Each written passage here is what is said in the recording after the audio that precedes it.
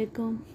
سوال ہے بلا شبہ رب قادر مطلق کے، پھر بھی ایک خیال آتا ہے کہ ہمارا انسان کے روپ میں دنیا میں آنا ہماری اپنی چوائس نہیں، تو پھر سزا اور جزا کیوں؟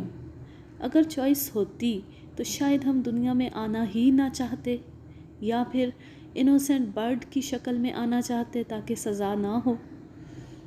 تو اس کا جواب سید سرفراز شاہ صاحب فرماتے ہیں، یہ سچ ہے کہ اللہ نے انسان کو تخلیق کیا اور اس دنیا میں بھیجا، لیکن ہم یہ بھول جاتے ہیں کہ سزا و جزا کا جو نظام ہے یہ اس لیے ایکسرسائز نہیں ہوتا کہ ہم اس دنیا میں آئے۔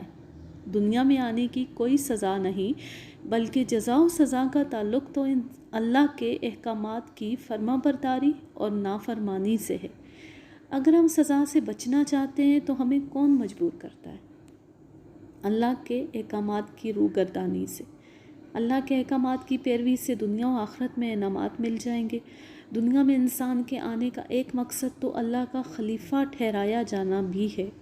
یہ بہت بڑا اعزاز ہے جو اللہ تعالیٰ کے مقرب ترین فرشتے جبرائیل علیہ السلام کو بھی حاصل نہیں، بلکہ صرف انسان کو حاصل ہے۔ ہمیں اس اعزاز کے لیے اللہ کا شکر گزار ہونا چاہیے۔